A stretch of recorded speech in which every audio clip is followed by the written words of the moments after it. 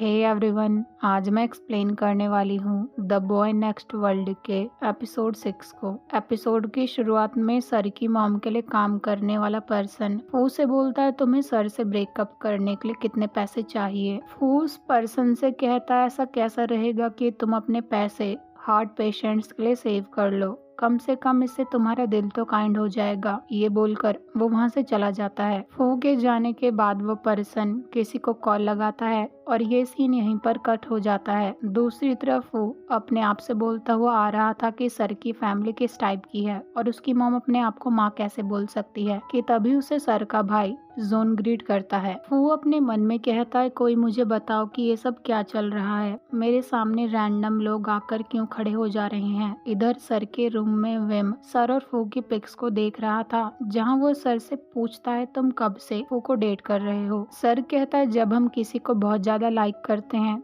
तो हमें उस पर्सन के बारे में ड्रीम आता है और उस पर्सन को अपने लवर के रूप में हाई स्कूल से देखना, उस हैप्पीनेस को एक्सपीरियंस करना जिस बारे में तुमने कभी ड्रीम ना किया हो, तब तुम क्या करोगे। ये सुनकर विम बोलता है तो इसका मतलब तुम अपने ड्रीम में उसके बॉयफ्रेंड हो और ये मत कहना कि तुमने ये बात फू को बता दी है और उसने तुम पर भरोसा भी कर लिया है। सर बोलता है मैंने फू को अपने ड्रीम के बारे में नहीं बताया है। विम कहता है ये मत बोलना कि तुमने उससे बोला है कि तुम पैरेलल वर्ल्ड से आए हो। सर थोड़ा सैड हो जाता है कि तभी विंडो पर लगा हुआ पेपर फोन कप हिलने लगता है। वो बालकनी में जाकर फू के रूम की तरफ देखता है तो शॉक होकर ऊपर भागता है। विम बालकनी से देखता है तो जोन फू के साथ बालकनी पर था। सर फू के रूम में आते ही जोन से पूछता है तुम यहाँ पर क्या कर रहे हो। जोन कहता है मैंने मॉम के बारे में सुना और तुम जानते हो कि मैं और डैड मॉम के सेक्रेटरी पर नजर रख रहे हैं। सर बोलता है लेकिन तुम्हें फू को अप्रोच नहीं करना चाहिए था। जोन कहता है मैं वरिड था। तब तक विम भी उसके रूम में आ गया था। फू बहुत टेंशन में था तो सर उससे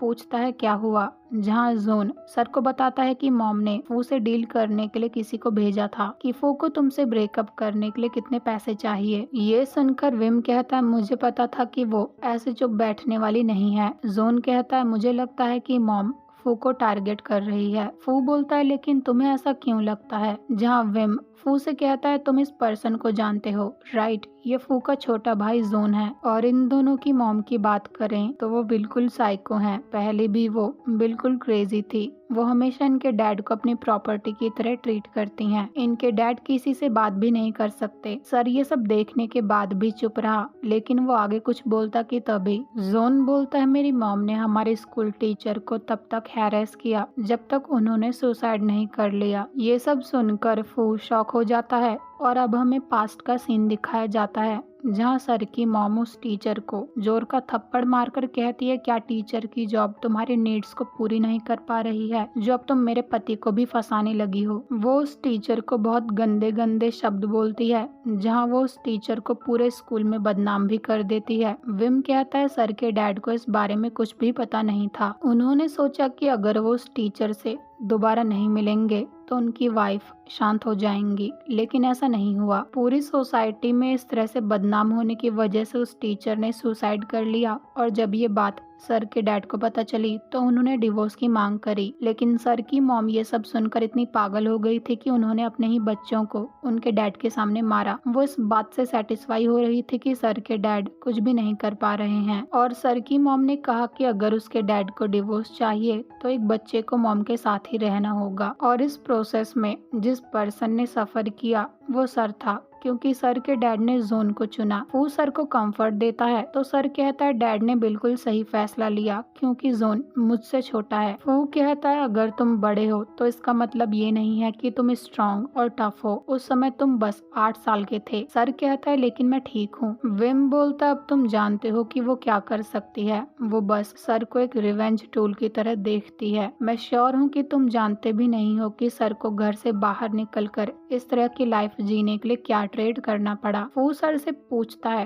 तो सर कहता है मैंने अपनी पूरी लाइफ की फ्रीडम को ट्रेड किया है। फू को कुछ भी समझ नहीं आता तो विम बोलता है इसका मतलब कि सर पढ़ाई पूरी करने के बाद पूरी लाइफ अपनी मॉम का गुलाम बन जाएगा। विम सर से बोलता है अब तुम 8 साल के बच्चे नहीं हो, इसलिए फाइट बैक करो। जोन भी सर से कहता है अब चीजें बदल गई हैं, डैड भी चेंज हो गए हैं, लेकिन सर कहता है नेगोशिएट करना यूजलेस है। ये सब सुनकर फू सर से कहता है मैं इस बात से अग्री नहीं करता हूँ, तुम्हारी अपनी लाइफ है, तुम्हें किसी के लिए अपनी लाइफ गिव अप करने की जरूरत नहीं है। और जब मेरे डैड इस दुनिया से चले गए थे, वो चाहते थे कि मैं अपनी लाइफ बहुत खुशी से जीऊं। उन्होंने मुझसे बोला मुझे दुखी रहने की कोई जरूरत नहीं है, इसलिए तुम भी हैप्पी लाइफ जियो, तुम ऐसे ही इसे बर्बाद नहीं कर सकते हो। ये सब सुनकर सर फू को हक करके कहता है मैं ठीक हूँ। सर विम से कहता है पहले मेरी लाइफ यूजलेस रही होगी, लेकिन जब मैं फू से मिला मेरी लाइफ को एक पर्पस मिल गया। वो फू से कहता है अगर मैं हाई स्कूल में तुमसे नहीं मिला होता तो मेरे अंदर उस घर को छोड़ने के गट्स नहीं होते, और अब मैं वहाँ वापस नहीं जाऊंगा क्योंकि अब मेरे पास एक पर्सन है जिसके साथ मैं रहना चाहता हूँ। फू सर से कहता है मैं तुम्हारी क्या मदद कर सकता हूँ। तो विम कहता है तुम सर को डेट क्यों नहीं करते, अब टाइम बदल गया है, इसलिए सर तुम अपनी मॉम को परेशान कर दो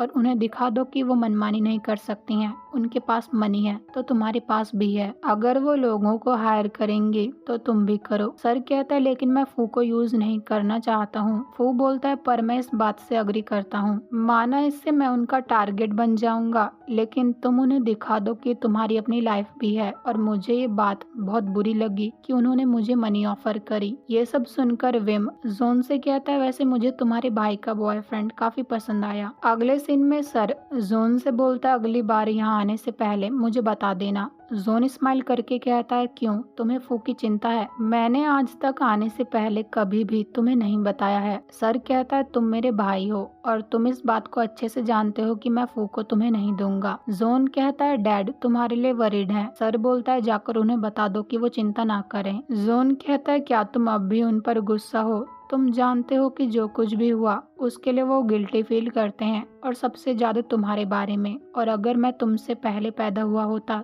तो तुम्हें इतना सफर नहीं करना पड़ता। ये सब सुनकर सर कहता है चाहे मैं तुमसे छोटा भी होता तब भी मैं तुम्हें मॉम के साथ नहीं रहने देता, और अब इस बात को बहुत समय हो गया है, इसलिए तुम डैड को ये सब भूल जाने के लिए बोल दो, और जब मेरे पास टाइम होगा मैं उनसे मिलने आ जाऊंगा। ये बोलकर सर वहाँ से चला जाता है। रात को स्टोर से सामान लेकर आते वक्त फू सर से कहता है क्या तुम अब भी मुझसे गुस्सा हो? मैं तो बस तुम्हारी मदद करना चाहता था। मैं उस लेडी को तुम्हें इस तरह से ट्रीट करते हुए नहीं देख सकता हूँ, और इसे फैमिली नहीं बोलते हैं क्योंकि फैमिली कभी भी ऐसा नहीं करती है। सर कहता है तुम जो सोचते हो वो उससे भी कई ज्यादा कर सकती है। फू कहता है लेकिन मुझे किसी बात का डर नहीं है। सर कहता है लेकिन तुम विम के ऑफर से अग्री करते हो और ऑफर के अनुसार मुझे तुम्हारे साथ रहना है। फू कहता है क्योंकि विम ने बोला कि तुम्हारी मॉम क्या पता किसी को मेरे बगल वाले रूम में रहने के लिए हायर कर दें, और अगर तुम अपनी मॉम को कन्विंस करना चाहते हो तो तुम्हें विम की बात माननी पड़ेगी, इसलिए चलो चलकर तुम्हारा सामान पैक करते हैं। अपने रूम में आने के बाद फू सामान अनपैक करवाने में सर की मदद करता है तो गलती से उसका हाथ सर से टच हो जाता है। वो पीछे हो जाता है तो सर बोलता है क्या तुम श्योर हो कि मैं तुम्हारे साथ तुम्हारे रूम में स्टे करूं? फू कहता है मुझे लगता है हाँ। सर उसके क्लोज आते हुए बोलता है अब हम कपल हैं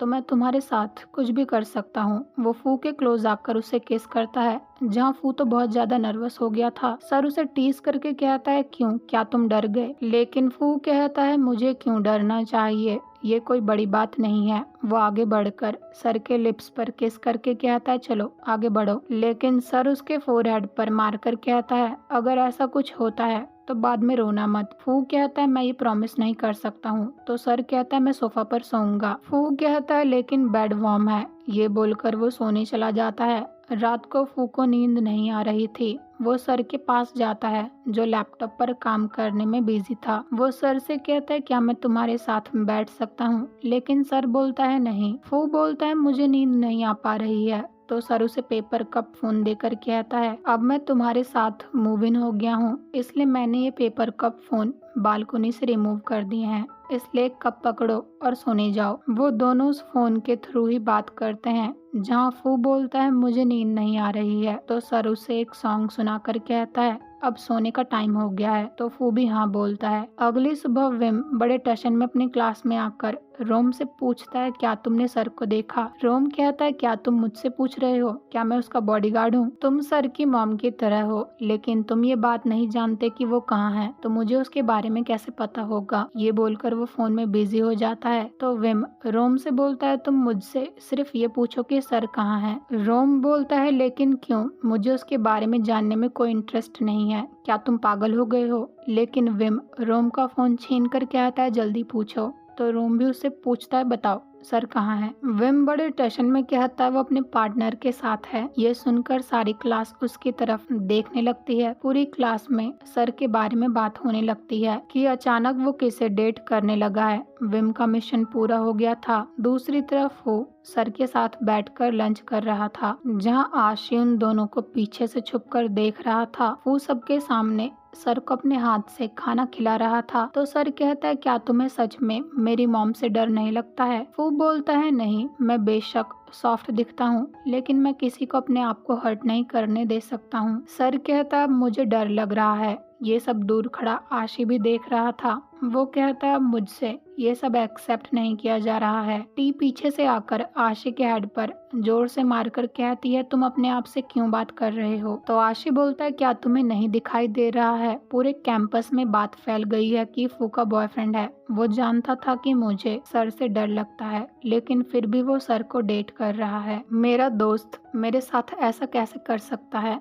और वो इतना इजी क्यों है? टी कहती है हम भी तुम्हारी तरह ही परेशान हैं। नालिन सीधे जाकर फू से पूछती है क्या सर और तुम सच में एक साथ हो? फू सर का हाथ पकड़कर हाँ कहता है। तो आशी कहता है सच में? फू के अंदर अब शर्म नहीं बची है। फू की इस बात को सुनकर नालिन कहती है मैं खुश हूँ कि अब तुम्हारी टेक केयर करने वाला भी कोई है। वो अपने मन में कहता है मुझे खुशी है कि विम ने मेरे लिए एक एक्सक्यूज ढूंढ लिया। बेशक ये रिलेशनशिप फेक है, लेकिन फिर भी मैं खुश हूँ। ये सब दूर खड़ा जिन भी देख रहा था। रात को जब विम स्टूडेंट यूनियन से वापस आ रहा था तो कॉरिडोर में लाइट फ्लिकर कर रही थी, जिसकी वजह से वो डरने लगता है कि तभी वहाँ अचानक से जिन उसके सामने आ जाता है। विम तो डर के मारे नीचे गिर जाता है। वो जिन से कहता है मुझे लगा कि तुम भूत हो। जिन कहता है तुम्हें मुझे देखकर खुशी हुई क्योंकि मैं भूत नहीं हूँ, राइट? विम कहता है ऐसा एक्ट मत करो कि तुम मेरा माइंड रीड कर सकते हो। जिन कहता है वैसे क्या तुम नेक्स्ट वीक मेरे साथ मूवी देखने चलोगे? एक इंडी फिल्म आ रही है और वो 2 बार ही दिखाई जाएगी। मुझे लगता है तुम्हें ये फिल्म पसंद आएगी। लेकिन विम कहता है तुम्हें कैसे पता कि वो मूवी मुझे पसंद आएगी और मुझे तुम्हारे साथ क्यों जाना चाहिए और कब हम इतने क्लोज आ गए? ये सुनकर जिन अपने बारे में सब कुछ विम को बताने लगता है, लेकिन विम कहता है बस तुम मुझे ये सब क्यों बता रहे हो? जिन कहता है हम दोनों एक दूसरे को नहीं जानते हैं, तो मैंने सोचा कि मैं अपने आप को इंट्रोड्यूस कर दूं। विम बोलता है पर मैंने तुमसे ये सब नहीं पूछा और मैं तुम्हारे साथ कहीं नहीं जाने वाला हूँ। ये बोलकर वो वहाँ से जाने लगता है। तो जिन कहता है फू सर को डेट कर रहा है और मेरे साथ मूवी देखने के लिए कोई भी नहीं है। अगर तुम मेरे साथ नहीं जाओगे तो मुझे फू को इनवाइट करना पड़ेगा और तुम जानते हो कि वो किस टाइप का पर्सन है। लेकिन विम ये सब सुनकर भी जिन के साथ जाने से मना कर देता है। विम को कॉरिडोर में जाने से डर लग रहा था तो जिन उसके साथ जाता है। दूसरी तरफ फू का काम पूरा हो गया था तो सर उसकी तारीफ करता है। वो फू से पूछता है अगर कोई तुम्हारी केयर करता है और तुम्हारा बेस्ट चाहता है लेकिन वो तुमसे झूठ बोले तो तुम क्या करोगे? ये सुनकर फू कहता है क्या तुम मुझसे झूठ बोल रहे हो? सर बोलता है मैं तो बस जानना चाहता हूँ कि तुम इस बारे में क्या सोचते हो। सर के फोन पर मैसेजेस आ रहे थे तो फू कहता है तुम्हें मैसेजेस का रिप्लाई देना चाहिए। मैं सोने जा रहा हूँ ताकि तुम अपने फोन पर फोकस कर सको। लेकिन जाने से पहले वो सर से कहता है मैं अपसेट हो जाऊंगा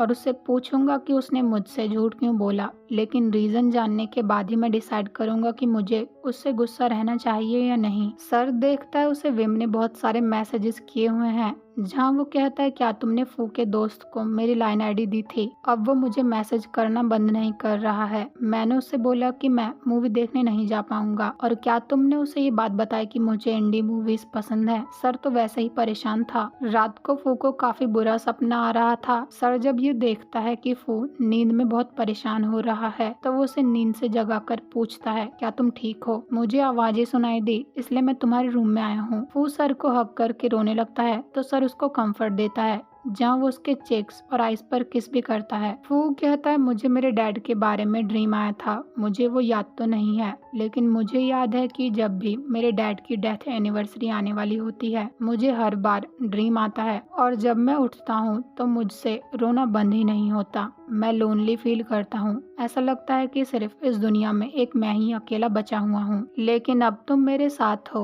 उसके लिए थैंक्स। ये सुनकर सर फू को किस करके कहता है अब तुम्हें सोने चले जाना चाहिए, नहीं तो मैं अपने आप को होल्ड नहीं कर पाऊंगा। लेकिन फू सर के काम डाउन होने में हेल्प करता है। अगले सीन में सर फू से कहता है जब तुम रो रहे थे तब मुझे तुम्हारे एडवांटेज नहीं लेनी चाहिए थी। फू कहता है ऐसी कोई बात नहीं है, मैंने ये सब शुरू किया था। फू सर को अपने साथ ही बेड पर सोने के लिए बोलता है तो सर भी उसके रिक्वेस्ट करने पर उसके साथ बेड शेयर करने के लिए रेडी हो जाता है। फू बोलता है तुम मुझसे प्रॉमिस करो कि तुम मुझे छोड़कर कहीं नहीं जाओगे। ये सुनकर सर कहता है जब तक तुम चाहते हो कि मैं तुम्हारे साथ रहूं मैं यहीं पर रहूंगा। अगली सुबह कार से एक लड़की उतरती है जहां उसे किसी का कॉल आता है। वो लड़की कॉल पिक करके कहती है हेलो आंटी, मैं वापस आ गई हूँ। सर कैसा है? मुझे लगता है मेरे फियांसे से मिलने का टाइम आ गया है। एपिसोड के लास्ट में जिन विम से उसका नंबर मांगता है तो विम कहता है क्यों, क्या तुम उसकी पूजा करोगे?